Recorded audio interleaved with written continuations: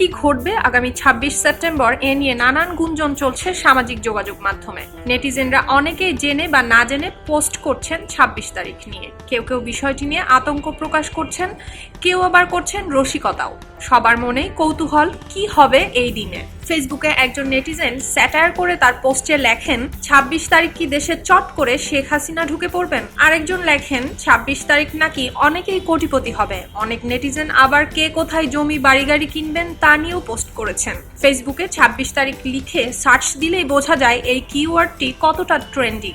Search রেজাল্টে Facebook প্রথমেই দেখাচ্ছে সামাজিক যোগাযোগ মাধ্যমটির ১,৪৬,০০০ ব্যবহারকারী এই বিষয়টি নিয়ে কথা বলছে। আবার টেলিগ্রাম ভিত্তিক একটি গেমিং বট নিয়েও আলোচনায় রয়েছে ২৬ সেপ্টেম্বর। গেমিং বটটির নাম হ্যামস্টার কমব্যাট।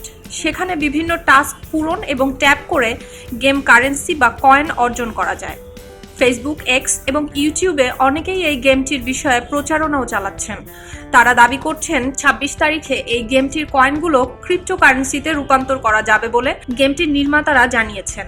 তবে এর সত্যতা যাচাই করা যায়নি। আবার কেউ কেউ বলছেন টেলিগ্রামের এমন অনেক অ্যাপ আছে, মাঝে মধ্যেই তারা গেমস কারেন্সি ক্রিপ্টোকারেন্সিতে রূপান্তরের সুযোগ দিয়ে থাকে। এদিকে এসব দাবির বিরোধিতা করে কেউ কেউ বলছেন, যদি এভাবে কোটিপতি বা বড়লোক হওয়া যেত তাহলে মানুষ আর কাজ করত না। তাদের প্রশ্ন, হ্যামস্টারের ৩০০ মিলিয়ন ফলোয়ারকে যদি $2 করেও দেয়া হয় তাহলে যে বিপুল অর্থ দিতে হবে সেটি কি আদৌ তারা দিতে পারবে?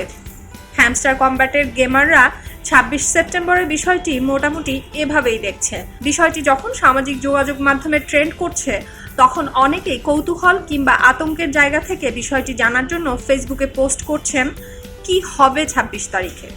তবে অন্তত এতটুকু নিশ্চিতভাবে বলাই যায়, ২৬ সেপ্টেম্বর নিয়ে জল্পনা থাকলেও আতঙ্কিত হবার কোনো কারণ নেই।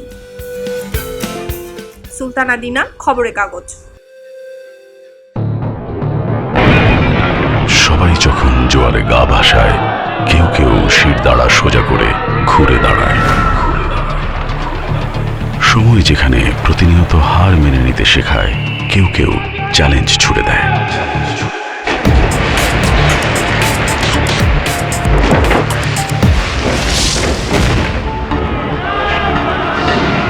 পক্ষপাতের ভিড়ে আজ থেকে কোনো পক্ষ নয়, খবর হবে নিরপেক্ষ।